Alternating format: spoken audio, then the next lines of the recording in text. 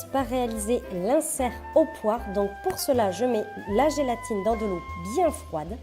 Et ensuite, je vais mixer des poires en sirop avec un petit peu de sirop avec un mixeur plongeant.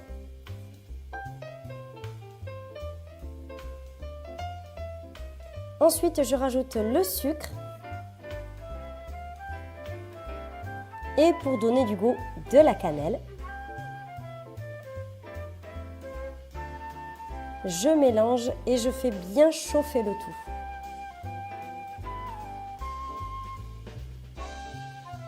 Une fois que c'est bien chaud, je rajoute la gélatine essorée. Je mélange pour bien incorporer la gélatine.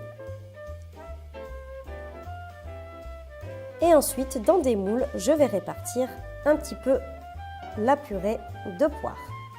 Donc surtout, ne remplissez pas trop le moule. Préférez plutôt environ 3/4 du moule parce que s'il y a trop d'inserts, ça va être un petit peu écœurant à la dégustation. Donc je vous conseille de ne pas trop remplir vos inserts. Et ensuite, je vais mettre environ 1 à 2 heures au congélateur.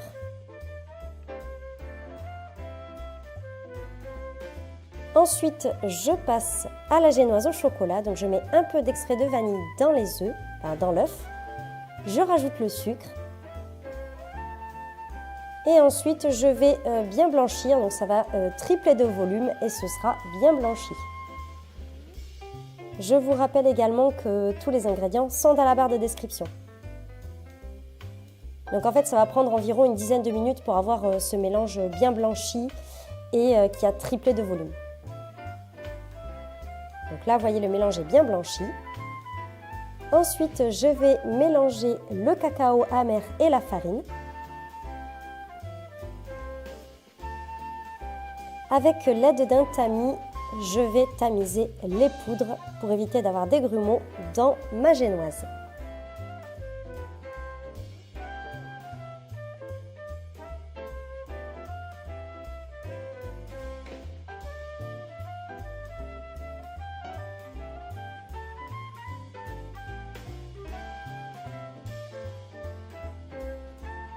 Ensuite, je mélange à la maryse délicatement.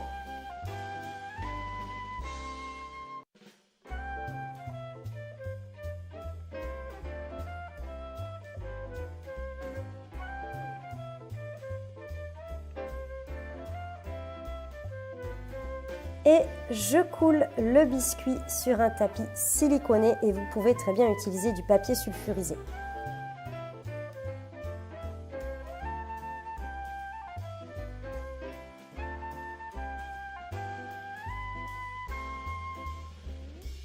Avec l'aide d'une palette, je vais égaliser le biscuit, donc n'hésitez pas à bien avoir les mêmes hauteurs partout parce que sinon vous allez avoir un biscuit qui sera trop épais d'un côté, trop fin de l'autre.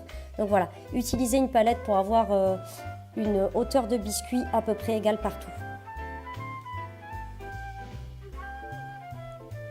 Et j'enfourne le tout environ 10 à 12 minutes à 180 degrés. Maintenant, je vais réaliser la mousse au chocolat version pâte à bombe. Donc pour ça, on va monter la crème liquide, donc toujours à 30% de matière grasse, voire 35%, c'est l'idéal. Et ensuite, on va la réserver. J'ai fait bouillir de l'eau pour pouvoir faire fondre mon chocolat. Je pose le cul de poule et j'éteins le feu surtout. Là, j'ai réalisé un sirop, donc j'ai attendu qu'il atteigne les 120 degrés. Pour pouvoir couler ce sirop sur les jaunes d'œufs. Donc faites tourner vos jaunes d'œufs avant de couler votre sirop. Et la petite astuce, c'est couler le sirop contre la paroi de la cuve. Et voilà, une fois que ça a bien blanchi, bien monté et refroidi, on va pouvoir passer à la suite. Donc là, vous voyez, le chocolat est bien fondu. Donc je rajoute une petite partie de pâte à bombe, une partie de crème montée. Et ensuite, avec l'aide du fouet, je vais bien mélanger. Alors pour pas qu'il y ait de paillettes de chocolat, parce que si vous attendez un peu trop, ça peut figer, cristalliser votre chocolat. Donc surtout, soyez réactifs, ayez votre fouet à portée de main. Et il faut vraiment que votre chocolat soit à 50 degrés, pas plus ni moins. Donc ensuite, je vais rajouter toute la pâte à bombe.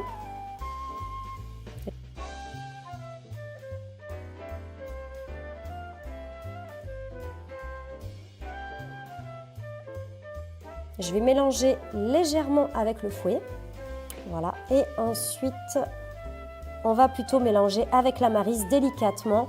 Et une fois que la pâte à bombe sera mélangée, vous allez pouvoir rajouter la fin de votre crème montée et continuer de le faire avec la maryse. C'est pour éviter d'avoir une mousse trop compacte que je le fais à la maryse pour avoir quelque chose de très aérien. Maintenant, je vais pouvoir passer au montage des bûchettes. Donc, je rajoute un petit peu de mousse au chocolat. Donc, il y a 9 bûchettes dans ce moule-là. Donc, après, vous pourrez prendre la taille que vous souhaitez. Donc, je fais bien attention de bien remonter sur les côtés avec la mousse. Donc, vous pouvez utiliser aussi une poche à douille. Là, moi, j'ai pris tout simplement une cuillère. Je démoule l'insert au poire.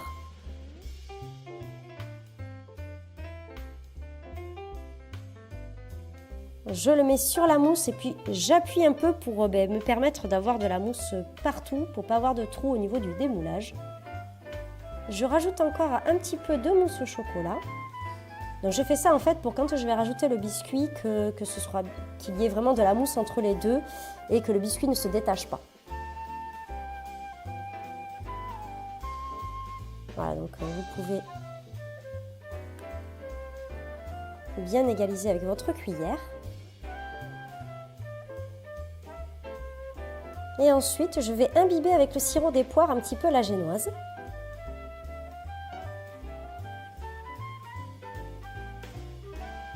Et je mets le biscuit par-dessus, j'appuie un peu, puis ensuite vous voyez, hein, les 9 sont pareils. Donc il suffit après de les mettre au congélateur 6 heures ou toute la nuit. Après 6 heures au frais, vous voyez, je les ai démoulés. Et dans le petit, je vous mets la recette de mon glaçage miroir au chocolat. Et bien là, il suffit tout simplement de les glacer. Donc là, il n'y en a que 5, mais il y a vraiment les 9. C'est juste qu'on ne peut pas glacer les 9 en même temps. Donc voilà pourquoi il n'y en a que 5 sur la vidéo.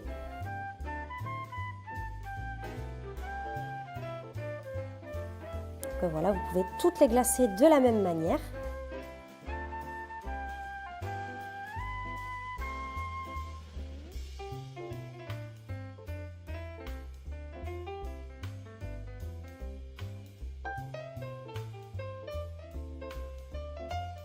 Ensuite, j'avais des brisures de meringue que j'avais faites juste avant, donc c'est facultatif, hein, vous pouvez mettre ce que vous souhaitez, ça peut être de la noix de coco. Voilà, moi j'ai décidé de rajouter quelques brisures pour donner un petit peu plus de mâche à la bûchette.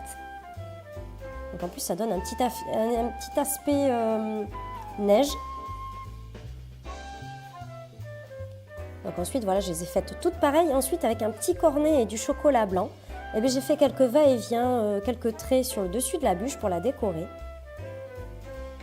Et ensuite, vous pouvez rajouter en décoration des petits champignons. Donc après, je vais vous mettre dans le petit la recette d'une meringue pour pouvoir faire les champignons. Ensuite, je vais vous montrer à la découpe ce que ça donne.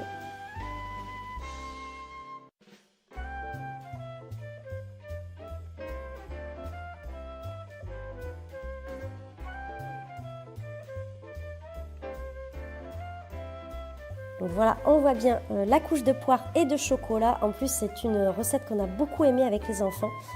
Si vous aimez le mélange poire-chocolat, n'hésitez pas et dites-moi en commentaire si vous avez testé la recette.